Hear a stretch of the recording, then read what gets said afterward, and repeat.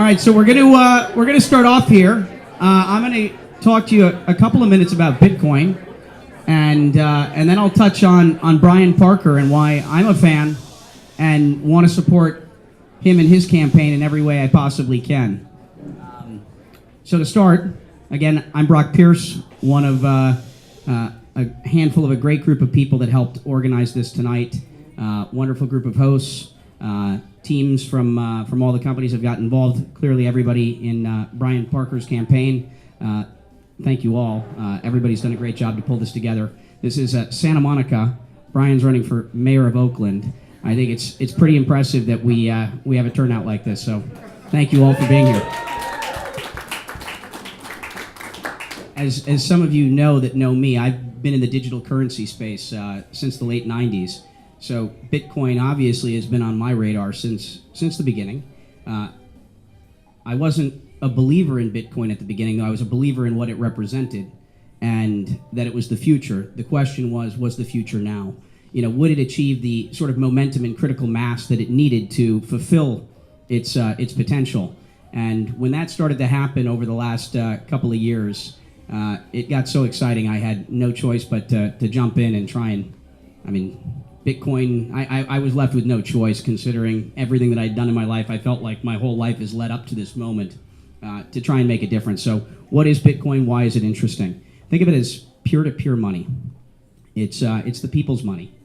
And it transcends borders, meaning I can send money to anyone in the world in an instant with essentially no fees. And they can do the same back to me. From a payments perspective, it brings the world back into a cash-type equivalent. So if you're a merchant, GoCoin has been processing payments here for Bryan Parker's, or at least for some of Bryan Parker's campaign contributions. It represents something pretty amazing. As a merchant today, you're typically taking a credit card, high fees. Bitcoin essentially has no or very low fees. Transactions like cash are irreversible, other than in the United States here we have rule of law. But they're irreversible. You don't have chargebacks in the way that you do with most payment systems. You don't have to worry about fraud. Fraud can't exist, because theft can exist, but fraud can't exist, and that's a pretty big deal. And there's a lot of cost built into commerce today to compensate for all the fraud that exists. Big companies today do a pretty poor job of securing themselves. Target ran into a problem just recently where bunch of credit card information has been released online, and there's this need for greater security, and they're like, well, we've done everything we can, and then some employee posted the fact that plans had been presented many times over and there was never a budget for security. So we as consumers and we as merchants pay a lot more to transact than we should have to, and that's basically because the system has not been improved for a very long time. Again, credit cards are a piece of technology that was developed in the 1950s. The world's changed quite a bit since then. But that's from a payments perspective. Bitcoin from a remittance perspective, if you think about companies like Western Union, I think this is an area where we can truly change the world and change the lives of a lot of people. The remittance industry is $500 billion a year. 9% are the fees that are typically captured by these remittance companies. The size or the amount of the fee increases based upon how poor the people are or the country that it's going to. And I think that Bitcoin can help money with migrant workforces, people in places like the Philippines, Indonesia, India, Mexico, that go abroad to work to try and make money to send back to their families, and they're the ones being taken advantage of more than anyone. And I think that Bitcoin can change that and enhance the lives of those people. We'll talk about the unbanked. In places like America, we still have a lot of people that don't have bank accounts and have a difficult time getting them. You take a look at places in the emerging markets, places like Indonesia, where only 17% of the population is banked. Bitcoin can have a pretty major impact. Take a look at places like Africa, where in a place like Africa, we, for example, leapfrogged and skipped wired telecommunications in favor of mobile and wireless. Bitcoin has the potential to become the payment system and the banking systems, for a majority of the people in these regions. My understanding is that Kenya, partially because of a thing called M-Pesa and them being very advanced in this way, over a third of the population today have Bitcoin wallets. I don't know if you saw what happened in Argentina today, but pretty draconian. They put in place a rule that says you're only allowed to make 2 purchases a year on the internet. 2 purchases a year on the internet because they're trying to restrict commerce over the internet. They've been putting in place policies with PayPal that says that they don't want you to have U.S. dollars because they're having a problem where Argentinians want to have U.S. dollars. They don't want to have the local funds, and they're putting in place a bunch of draconian laws and rules to limit the freedoms of the people living there. So from my perspective, Bitcoin is going to touch a great number of industries and have a very positive impact on people. And so that's the reason that I'm supporting it, and I'm behind it in every way I possibly can. So to cover a little bit here with Bryan Parker, I've known Bryan for nearly a decade now. He's a fantastic businessman. We worked together for a couple of years. Background as a lawyer, investment banker, turned internet executive, turned large, call it Fortune, I don't know what thousand we got into, but maybe the Fortune 1000 up there, certainly very large companies, who's made a decision to start migrating from the private sector and leverage these skills that he's developed to bring them into the public sector, so that he can start to change the lives of people, much in the way I think a lot of us in the Bitcoin community would like to. And so I'm very proud to be supporting Bryan in this effort. I'll let him talk specifically about his platform and how he intends to affect the lives of the people starting in Oakland. But again, I'm honored to be here. Bryan, fantastic guy. I support him in every way I can. If you'd please let us all know, rather than me doing a poor job of representing you, what you got going.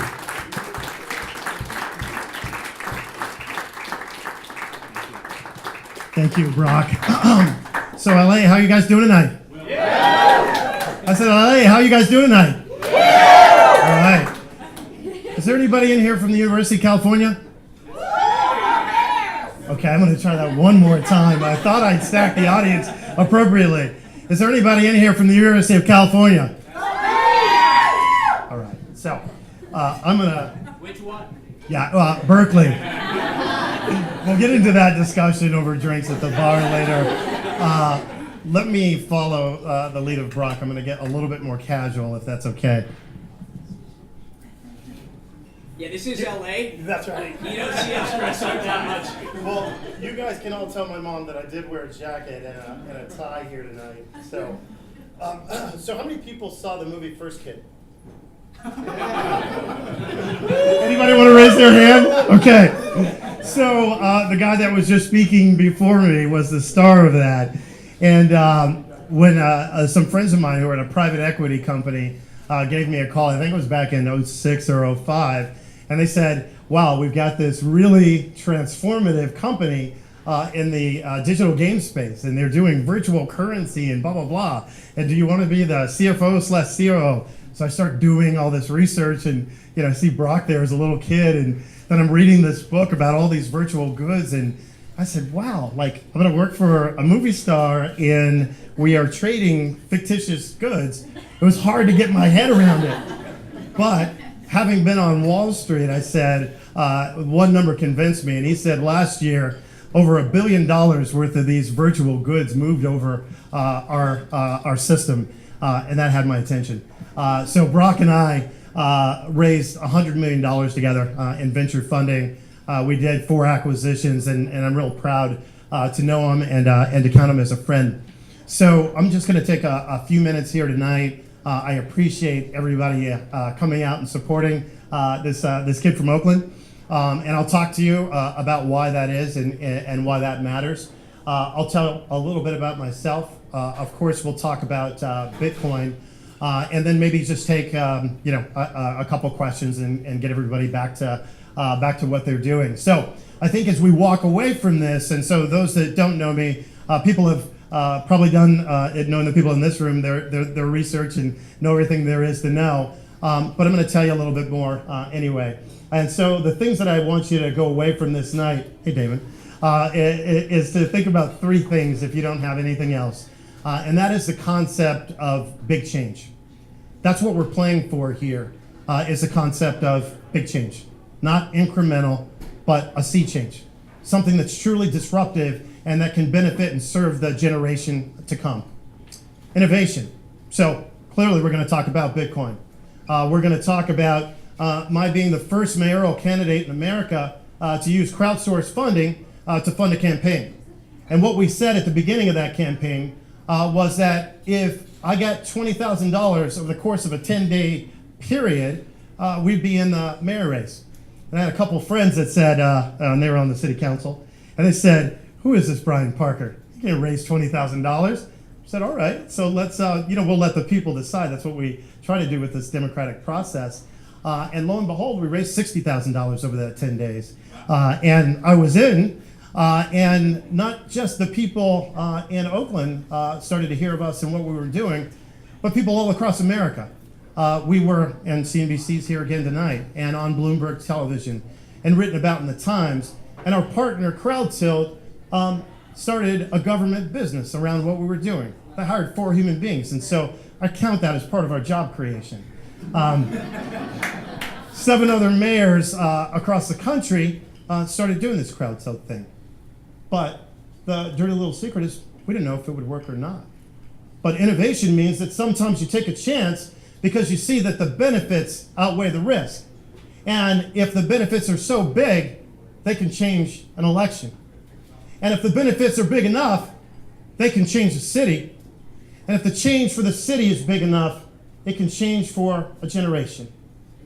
The next thing I want to talk about, and I want you guys to leave with, is leadership. Anybody that's studied Oakland has seen that we've lost our way here a little bit. The safety stuff is obvious. If you Google Oakland, that's the first stuff that comes up. 3rd most violent city in the country, robbery capital of the U.S. 92 people were murdered in our city last year. We've been on a trajectory of 6 years of negative growth.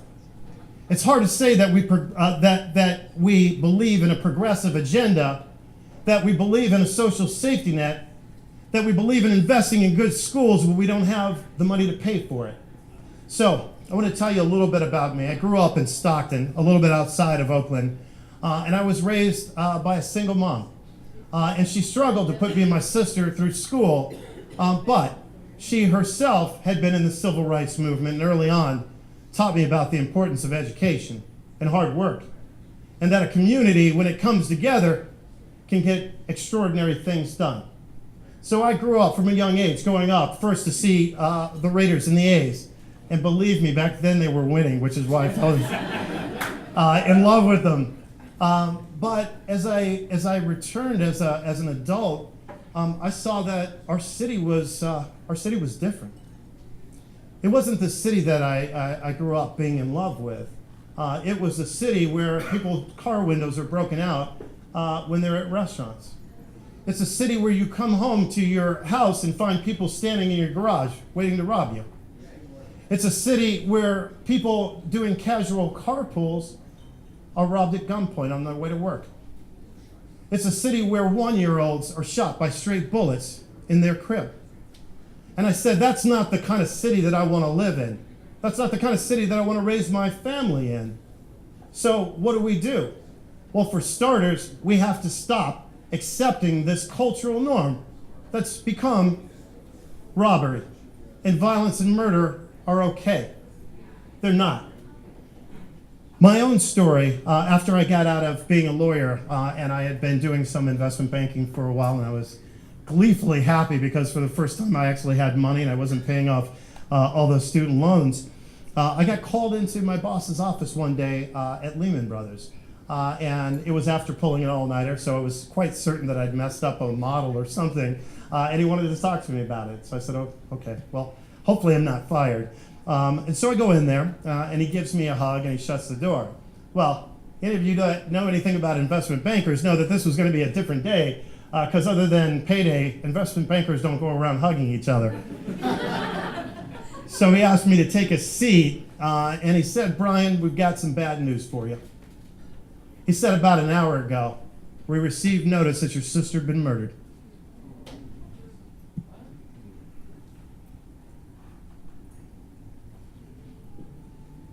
And I said right there in that moment, there was a commitment to change and doing something.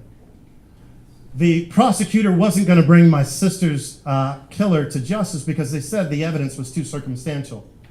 I helped put that case together, And that person's now serving 3 consecutive 47-year sentences. So they won't see the light of day again.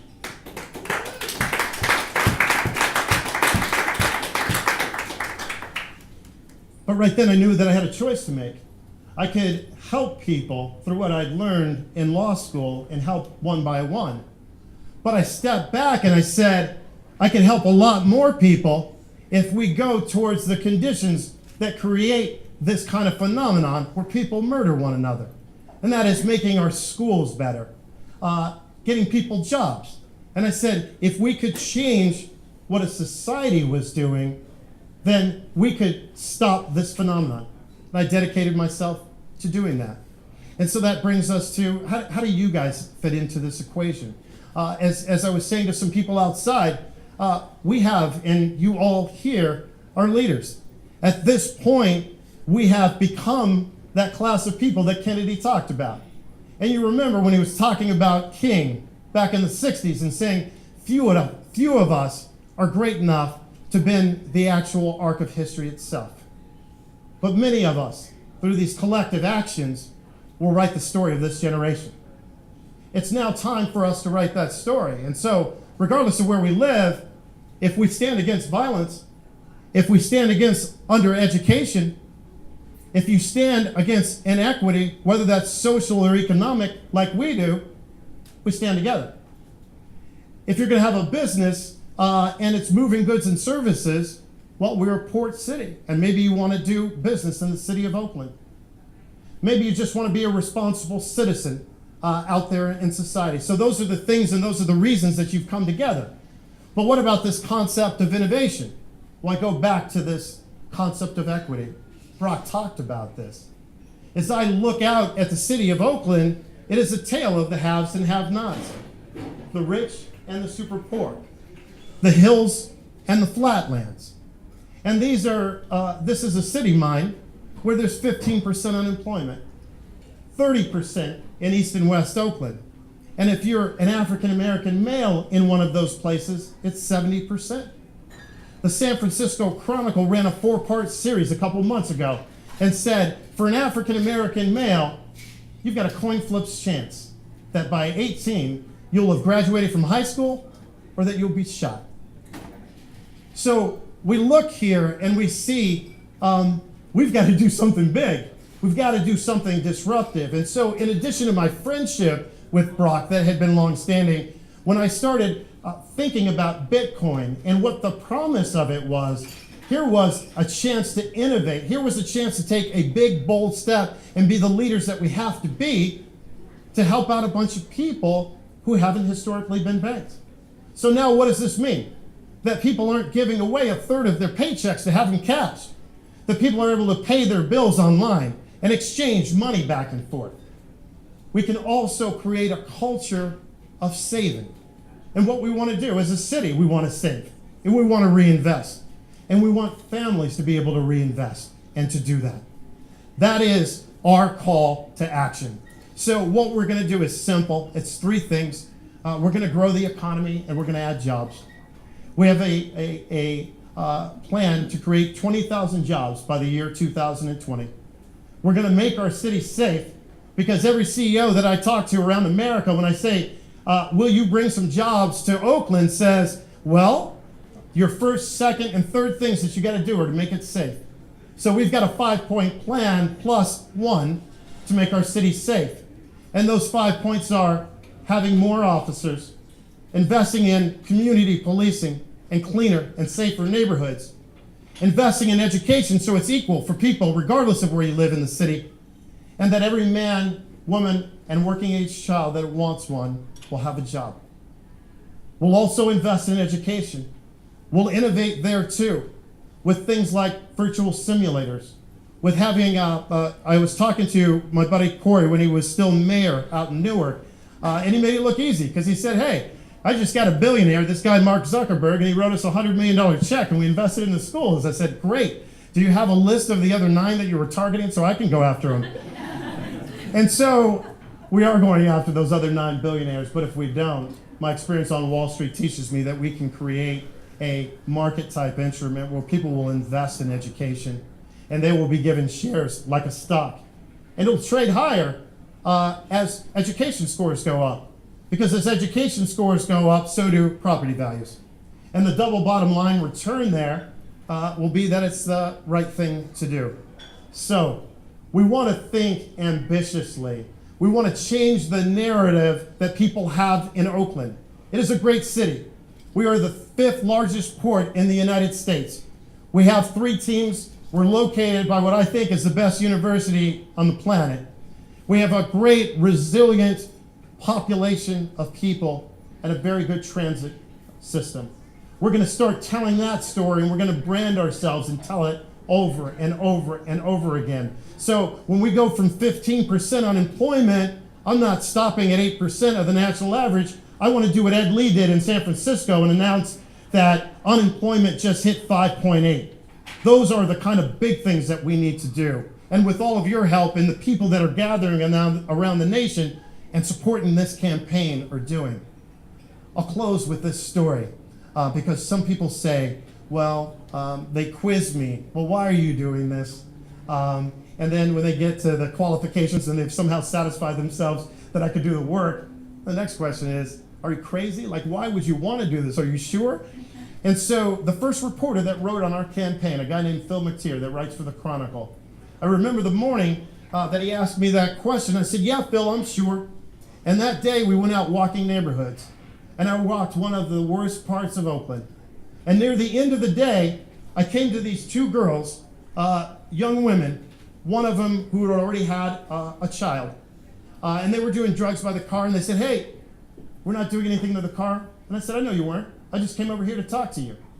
But this wasn't an anti-drug commercial. I handed them my cards, and I said, I'm running for mayor of the city of Oakland.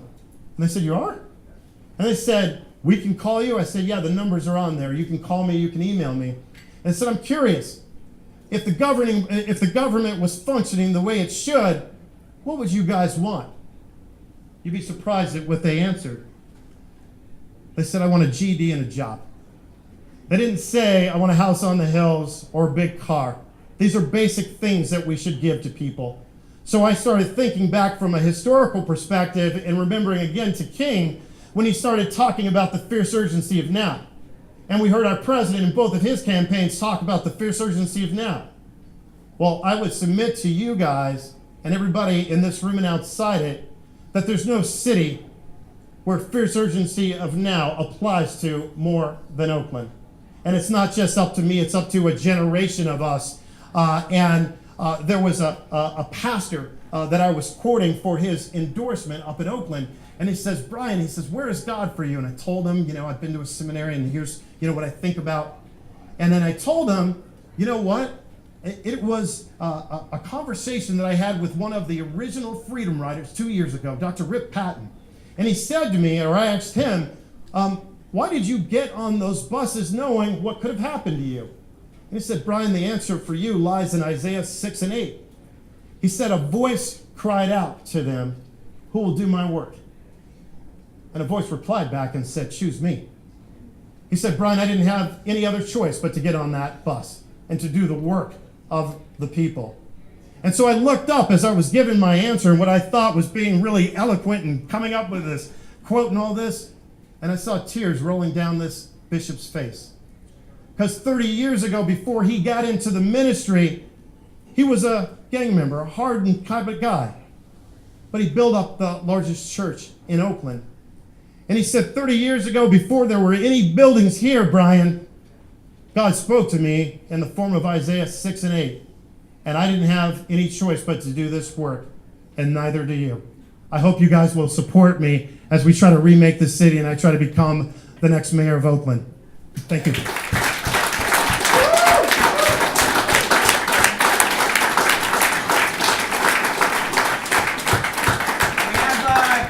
Any questions for Bryan? I have a question. Please.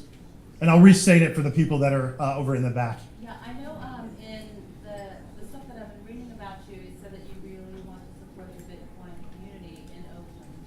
And I'm curious to hear how you feel like that support will actually create physical actual benefit for the impoverished or the communities that you're talking about. Yeah, so Like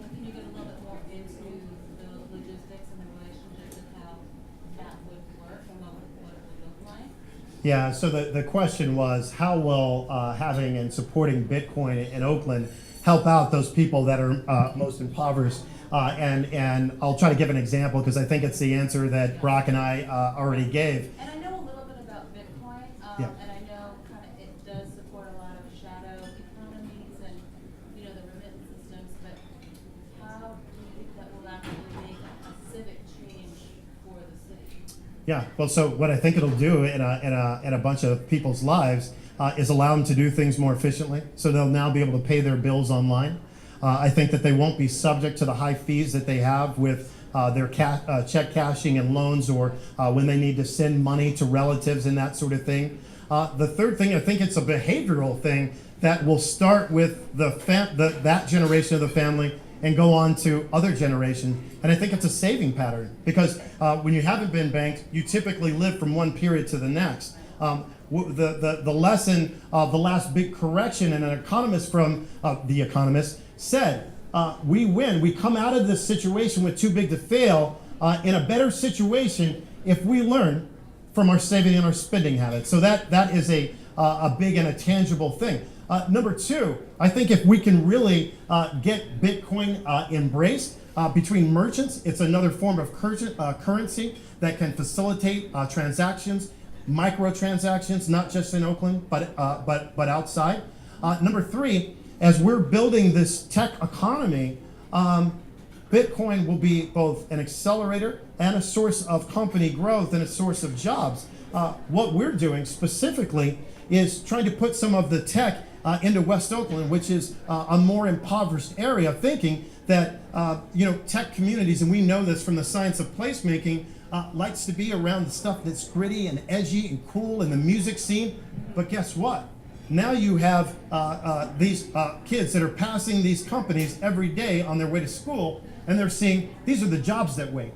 We start to put coding academies in, and we have kids that are 13 years old learning how to be coders. So we have more people that are wanting to come to us. So I think it's a threefold effect that we can have, and those are just a couple of answers. How do But, you actually educate your constituency about that? yeah. And so why don't I do this? I'm going to keep And I going. want to make sure we yeah. got, because we want to let everybody get Yeah. back to things. Let's try and get two more questions, Yeah. and then Bryan is here and happy to answer any question Well, anybody's got. and not only am I here, but all the Bitcoin gurus are in the room, so they can answer them too. What, Steve, were you going to go in, and then I'll go here, and I think I saw one in the back. So, There we go. so I imagine that being there's so much development happening in San Francisco, that you probably have people that are software developers living beyond Oakland, driving through Oakland to go to San Francisco to Yeah. work in jobs to do software development in Bitcoin.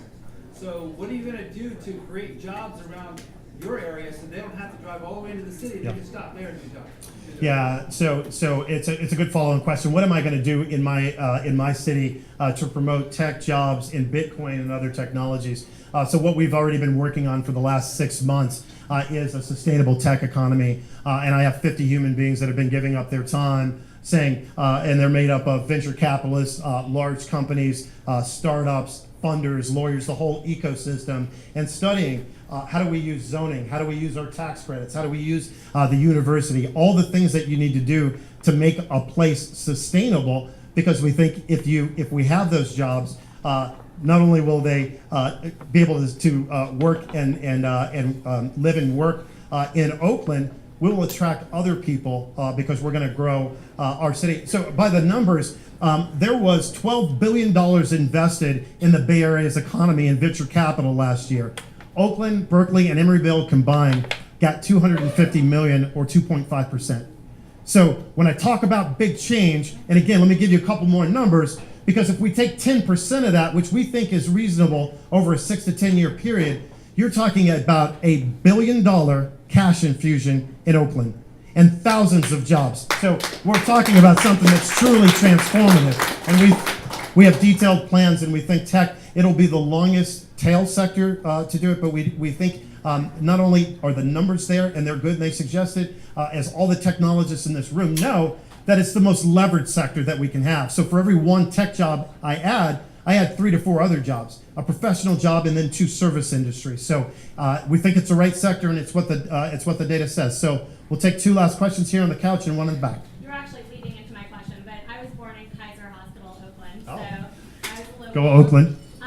So we mentioned technology obviously is like a big target for jobs, but what are the other industries you think are going to drive the job growth? Yeah, really good question. And so I will say right off that the stuff that Brock said, if I've learned anything, it's about being data driven. And what the data says, and this probably won't surprise you, being a port city, that the number one and most important sector or biggest sector for jobs growth is the port, trade, and logistics. So we are investing $2 billion right now in building out the port, and that's going to relate to 5,000 jobs. But if you look at the fact that the Port of Oakland powers 80,000 direct and indirect jobs, if you imagine a situation which is achievable, again, a 6 to 10 year time period, 20% of 80, 16,000. Our jobs deficit is 16,000. So if we focus, and I'm a port commissioner, and that's why I think that the port is so extraordinarily important. If we get it growing and performing the way it should, it could take care of the entire job gap alone. The others are retail. We see $3 billion in retail leakage out of Oakland each year. Those are millions of dollars in taxes. We talked about tech and then healthcare. You talked about Kaiser. The other thing, now that people have stopped fighting in Congress about it, is the Universal Health Care Act. The Universal Health Care Act is going to create a permanent class of jobs, both for those people that migrate data online and then for those people that have to manage it. So those are the sectors, and we're really optimistic about what we can do. We'll take one last question. Yes? Congratulations on all your historical success, and I wish you success in this endeavor. Thank you. I'm a fan of what you're talking about in terms of your platform, particularly as it pertains to education. Can you talk a little bit more about how you manage the supply and demand side of the educational goals that you have?